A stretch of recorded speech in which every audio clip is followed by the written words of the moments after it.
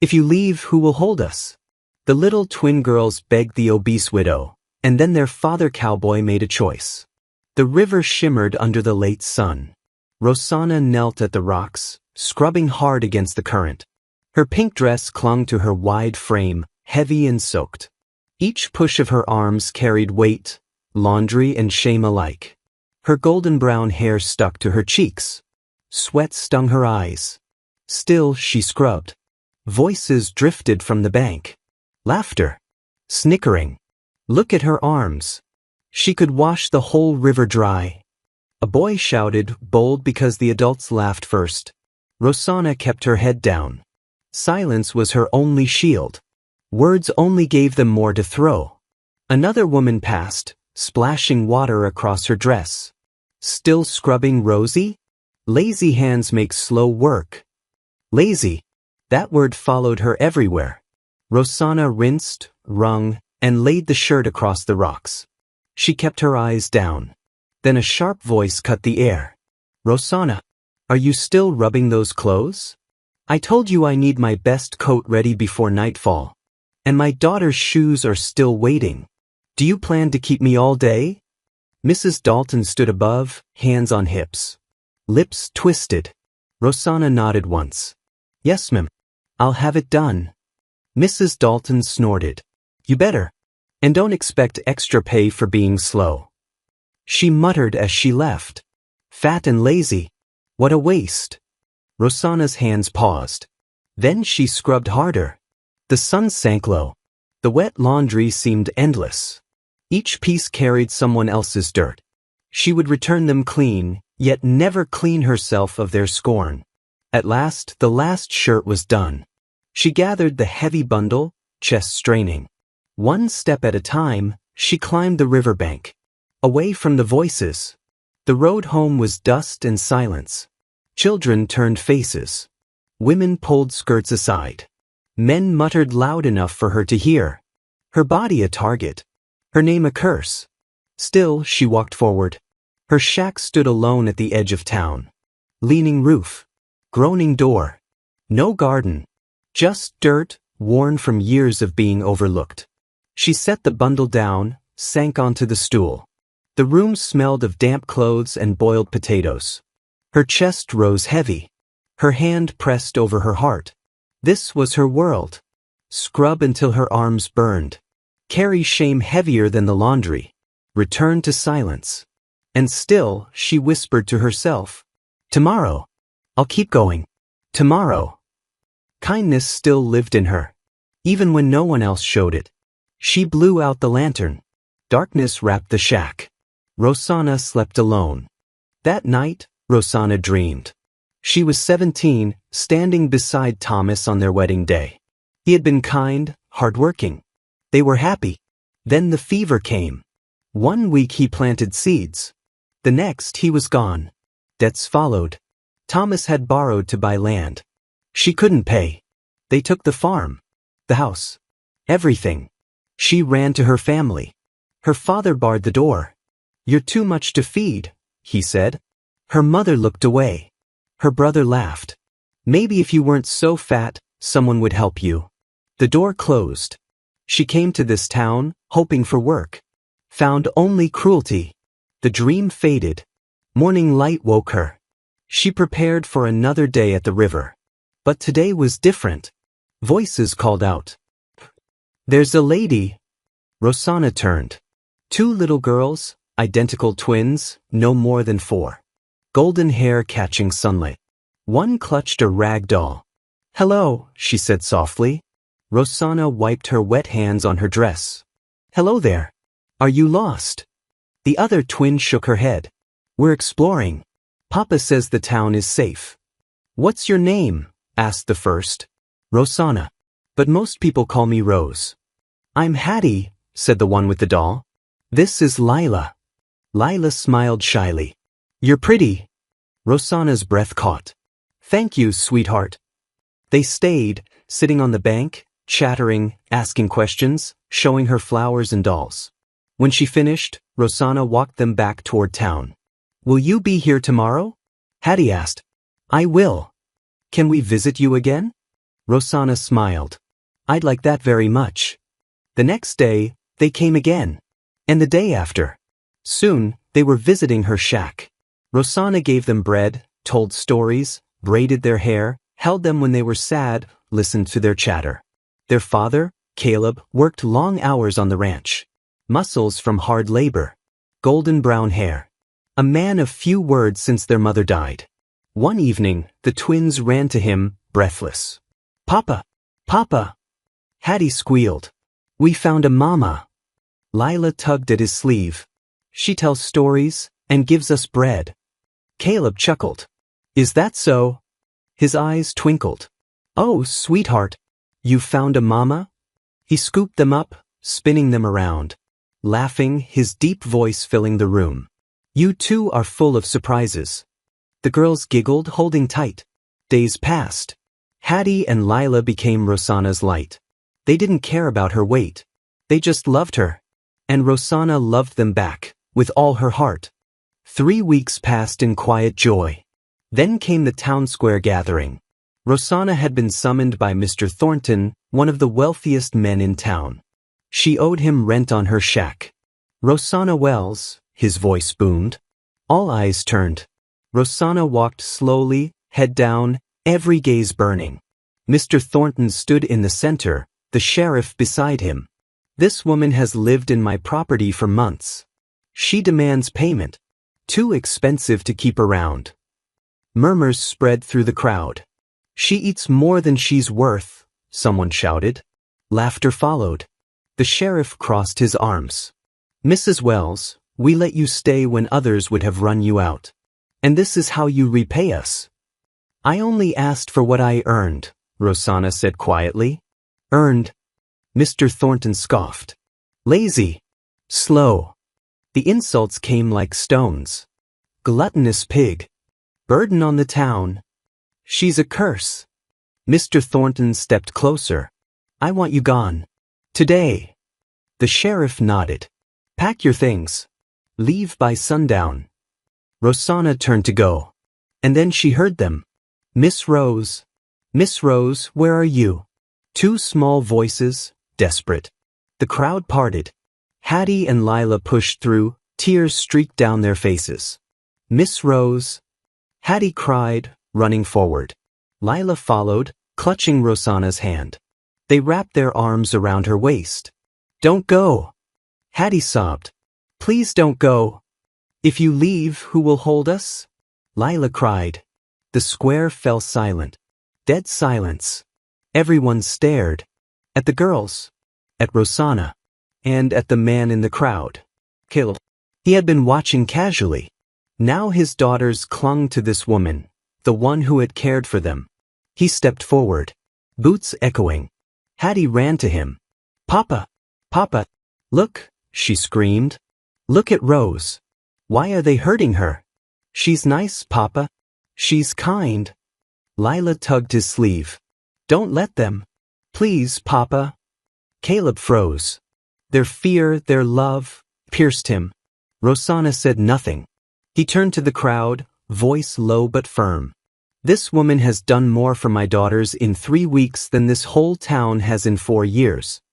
Mr. Thornton scoffed. Caleb, don't be foolish. She's what? Caleb's voice was steel. Kind? Gentle? Loving? The sheriff stepped forward.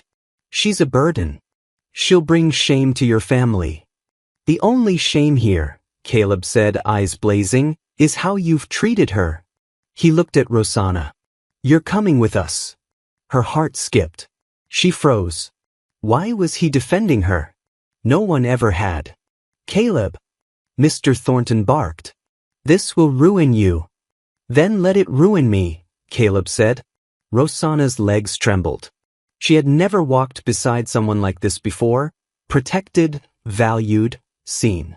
The twins held her hands, their tiny fingers tight. They walked together through the shocked, silent crowd. Every step felt unreal. No one moved to stop them. Rosanna's chest tightened. For the first time, she didn't feel invisible. The wagon ride to Caleb's ranch was quiet. Hattie and Lila sat close, holding Rosanna's hands. Caleb drove, jaw set, eyes forward, and Rosanna felt the weight of silence pressing around her. Why had he defended her? What did he expect now? When they arrived, the ranch stretched wide before her. A sturdy house, a barn, fences along rolling fields. A home. Caleb helped the girls down, then looked at her. Come inside. She followed, hesitant. The house was neat but empty. No flowers, no warmth, just function.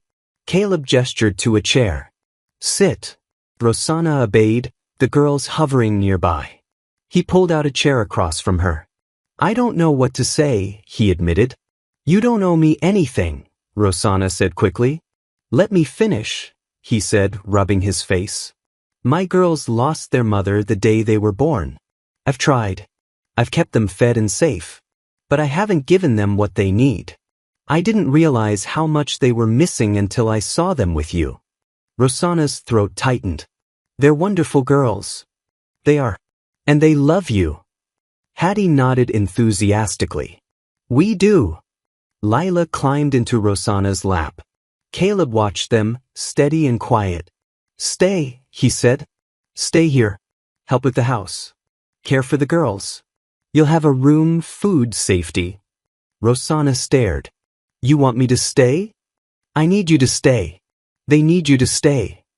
She looked at Lila, then Hattie, these little lights who had brought joy back into her life. Doubt gnawed at her. I don't want to be a burden. You're not, Caleb said firmly. The town said. I don't care what the town said. His eyes met hers. Steady. Honest. Do you want to stay? For the first time in years, she wanted something. Yes, she whispered. I'd like to stay. Relief softened his face. Good. He led her to a small room. A real bed, a window, a chest, more than she'd had in years. This is yours. Take tonight to settle. We'll figure out the rest tomorrow. Thank you, she said, voice thick. He nodded and left, closing the door softly. Rosanna sat on the bed.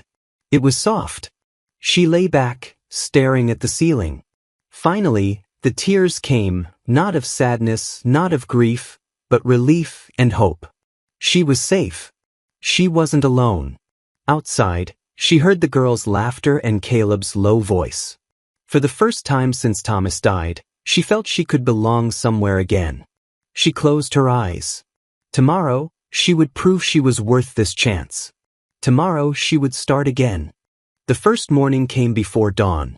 Rosanna woke early, stepped into the main room, and saw dishes in the basin, floors unswept. She tied her apron and got to work. By the time Caleb entered, the smell of bacon and coffee filled the air. You didn't have to, he began. I wanted to, Rosanna said. He only nodded, watching as the girls tumbled in, hair messy, voices bright. Miss Rose. Hattie squealed, clinging to her waist. Good morning, sweethearts. Hungry? Breakfast was laughter and chatter. Caleb said little, but his eyes followed her, thoughtful. The days unfolded like that. Rosanna worked hard, scrubbing, cooking, hauling water. The twins followed close, eager to help. Hattie swept in circles. Lila tangled herself in blankets. Rosanna laughed with them, gentle and patient. One afternoon, Caleb came in to find flour everywhere. We made bread. Hattie declared proudly, holding a lumpy loaf. Caleb raised a brow. It's unique. Rosanna laughed, real and free. It's a disaster, but we had fun. That night, they ate the lumpy bread, and the girls beamed with pride. For the first time in years, the house felt alive. Weeks passed. Hattie and Lila bloomed under her care. They whispered, Mama Rose, when they thought their father couldn't hear. But he heard. And each time his chest tightened. Rosanna, too, carried burdens.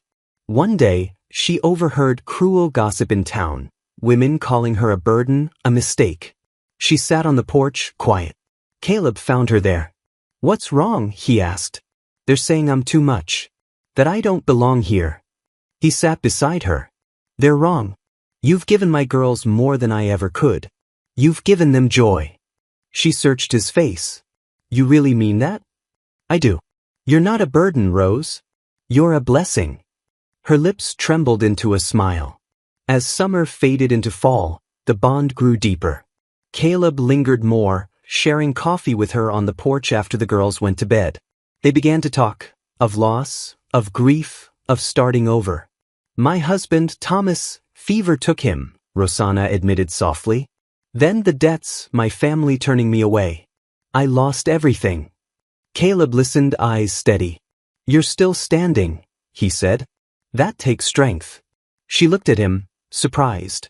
No one's ever called me strong. Maybe they should. When she asked about him, his jaw tightened. Her name was Anne. She died the day the girls were born. I raised them, but I didn't know how to love them the way they needed. Rosanna touched his hand lightly. You're learning. They see it. I see it. That night, after Rosanna tucked the girls in, Hattie whispered sleepily, Mama Rose, will you always stay? Rosanna's eyes filled. She looked toward the doorway, where Caleb stood. Their eyes met. He gave a small nod. Yes, sweetheart, she whispered. I'll always stay. Later, on the porch, Caleb said, You didn't have to promise. I meant it, she said. But, because I don't want you to leave. I don't want to leave either.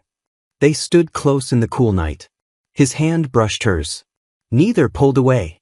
Rose. Yes. I'm glad you're here. She looked up at him. So am I. Something was changing. Something neither had expected. And it scared her as much as it thrilled her. It started with Rusty. Caleb's loyal dog had stopped eating. He limped, whimpered, and lay in the barn with dull eyes. Hey boy, Caleb whispered, kneeling beside him. Rusty didn't even lift his head. Rosanna walked in carrying water. One look at Caleb's face told her. What's wrong? It's Rusty. He's been like this for days. She knelt beside the dog, hands gentle as she checked him over. May I try something? Anything, Caleb said. She slipped away and returned with herbs from her small garden. She mixed them with honey and warm water. Hold his head for me. Caleb obeyed while she spooned the mixture into Rusty's mouth. What is that? He asked. Something my grandmother taught me. For pain, for swelling. You know healing? A little, she said softly. Enough to try. By morning, Rusty was standing. 3 days later, he was running again. You saved him, Caleb said, astonished. Rosanna only smiled. He's strong. He just needed help. Word spread. When a neighbor's horse went lame, she mixed a poultice. Soon the horse was walking steady. When the twins caught fever, Caleb panicked. He remembered how sickness had stolen his wife. But Rosanna stayed calm. I'll take care of them.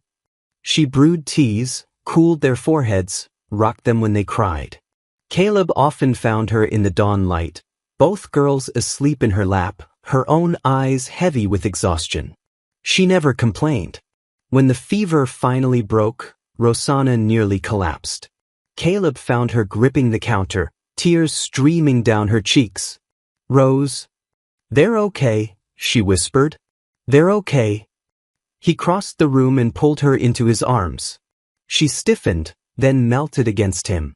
Thank you, he murmured, for saving them. I'd do anything for them. I know. They stayed like that, holding on longer than either expected. Something shifted between them. In the weeks that followed, Rosanna's place in the home grew solid. She wasn't just keeping house. She was essential.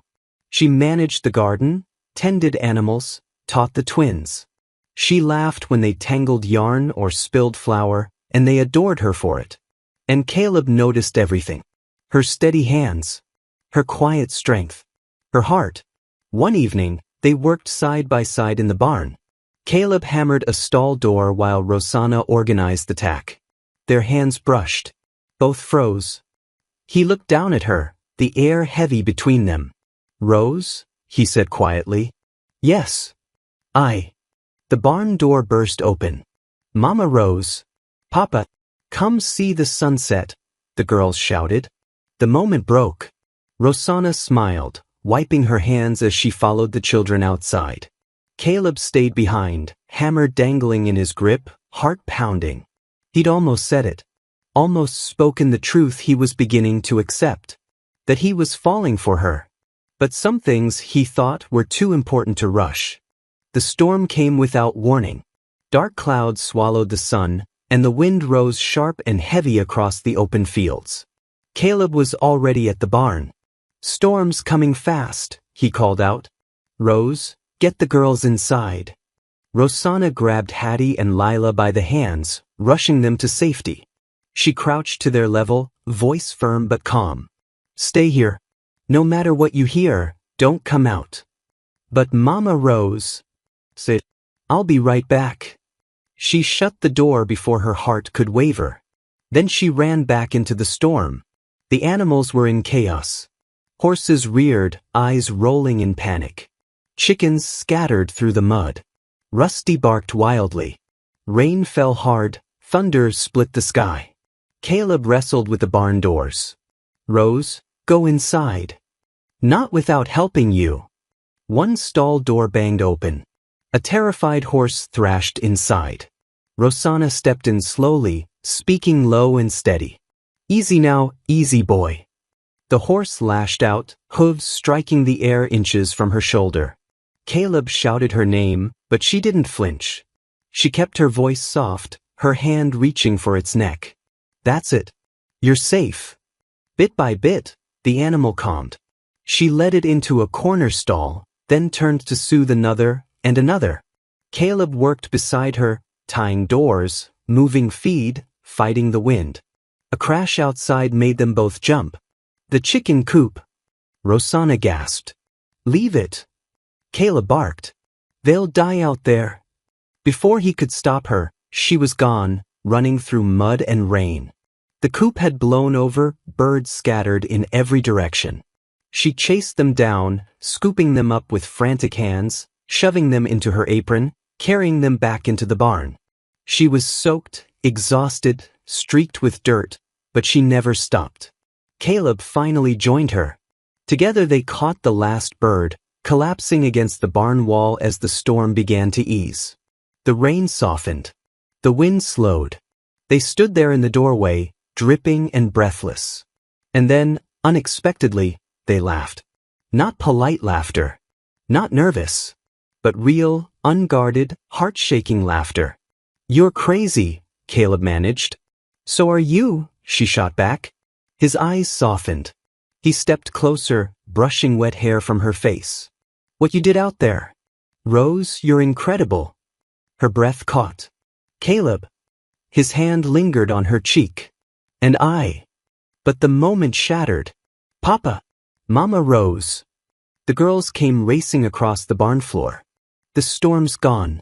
Are you okay?" Rosanna stepped back quickly, flustered. She pulled the girls close. "We're fine, sweethearts. Just wet." Caleb cleared his throat. "Let's get inside. Dry off." That night, after the girls were asleep, Rosanna sat by the fire, still shaken. Caleb came to sit beside her. "Rose," he said quietly. "About earlier. I meant every word." He took her hand, held it for a long moment, then let go and walked away. She stared into the fire, her heart racing. Everything was changing. And she knew, with sudden clarity, that she was falling in love with him too. 2 weeks later, trouble came riding up to the ranch. Rosanna was hanging laundry in the warm breeze when she spotted 5 men on horseback. Sheriff Dawson led them, with Mr. Thornton riding at his side. Her stomach tightened. She called for Caleb. He stepped out of the barn, wiped his hands on a rag, and froze when he saw them. His jaw set hard. The men pulled their horses to a stop in front of the house. "Caleb Harper," the sheriff said. "We need to talk." "About what?" Caleb's voice was flat. "About the woman you're keeping here." Rosanna started forward, but Caleb put out his arm. "Stay behind me." Thornton sneered. "Still keeping her around. The whole town's buzzing." "You're a fool, Caleb." "Let them talk," Caleb said coldly. Sheriff Dawson shook his head. "Your reputation is suffering. Your daughter's too." Folks are saying you've taken up with a woman of loose morals. Rosanna flinched at the words, but Caleb's eyes turned sharp as steel. Watch your mouth. This is a courtesy visit, Thornton said smoothly. Send her away before it gets worse. Worse how? Caleb snapped. Some are saying you're not fit to raise your girls if this woman stays under your roof. Caleb's fists curled. You threatening to take my daughters? We're saying the town has concerns. Before Caleb could answer, Rosanna stepped up beside him. Her voice was quiet. If my being here is causing trouble? No, Caleb cut her off. Caleb. No, Rose. You're not leaving. Not now, not ever. He faced the men again. His voice was iron. This woman saved my daughters' lives. She keeps my home. She's given my girls back their laughter. She stays. The sheriff opened his mouth, but Rosanna spoke first. Her voice was steady, her back straight. You look at me and see someone worthless. But I've worked harder than anyone in this town. I've cared for people who needed help, including you, Mr. Thornton. When your wife was sick last winter, I brought her soup. I sat with her when you were too busy. And you, Sheriff, when your daughter tore her dress before church, I mended it. You never paid me. You never even thanked me. But I did it anyway, because that's who I am. Silence fell heavy. Thornton's face reddened. The sheriff shifted in his saddle. And then from the porch came two small voices. Don't be mean to Mama Rose. Hattie shouted. She's our mama. Lila cried. The girls ran to Rosanna, clutching her hands. Tears stung her eyes, but her chin stayed high. I'm not leaving, she said. This is my family now. Caleb stepped beside her, his hand firm on her shoulder. You heard her. Now get off my land. The sheriff and Thornton exchanged looks, but they had no power here. Without another word, they turned their horses and rode back toward town. Caleb looked at Rosanna, pride in his eyes. You were amazing. Her voice trembled, but her smile was real. I meant every word. Peace slowly returned to the ranch. The gossip in town faded like distant thunder. It no longer mattered. The only voices that mattered were inside these walls. Caleb, Rosanna, and the twins had built something stronger than opinion. Stronger than fear. A family. The days passed with quiet joy. Rosanna moved through the house with confidence now, no longer shrinking, no longer ashamed. She laughed freely, worked with steady hands, carried herself with pride. She belonged. Caleb saw it in everything she did. The way she guided the girls in their lessons. The way she kept the home warm and alive. The way she never tired of giving. And one evening, as the sun dipped low, he knew he couldn't keep it inside any longer. They were sitting on the porch, watching Hattie and Lila chase each other through the golden fields. Their laughter floated on the breeze. Rusty barked happily in the yard. Caleb turned to her. His voice was low but sure. Rose. She looked at him, eyes soft in the fading light. Yes. I've spent years trying to do everything alone. Trying to carry the weight by myself. But since you came here, I don't feel alone anymore. You've given my girls more than I ever could. And you've given me more than I ever thought I deserved. Her breath caught. Caleb. He took her hand. Rough, calloused fingers wrapped around hers. I don't care what the town thinks. I don't care what anyone thinks. What matters is here. Rose, will you stay? Not as help. Not as a guest. But as my partner. My wife. Tears shimmered in her eyes. Her smile trembled, but her voice was steady. Yes, Caleb. 1,000 times yes. The twins came running up at that moment, breathless and laughing. What are you talking about? Hattie asked. Caleb looked at them with a grin. I just asked your mama Rose to marry me. And she said yes, Rosanna whispered, pulling them into her arms. The girls squealed with joy, hugging them both tight. We're a family. A real family. That night there was no fancy wedding, no audience, no ceremony. Just the four of them on the porch as the sky burned gold. Caleb slipped a simple band from his mother's chest onto Rosanna's finger. He kissed her forehead. She leaned into him at peace. The girls curled up beside them, one on each lap. Their giggles slowly gave way to yawns. The ranch stretched out quiet and safe before them. Caleb looked at the woman beside him. The woman who had been cast out, ridiculed, left with nothing. And now she was the heart of everything. The sun dipped behind the hills, leaving them bathed in warm twilight. A man. A woman. 2 children. A family complete. She was cast out as worthless. She became the heart of everything. Thank you for listening to this story. Tell me, what was your favorite moment in this story? The storm, the confession, or the twins calling her Mama Rose? I'd love to see your answer in the comments. And don't forget to subscribe for more stories like this one.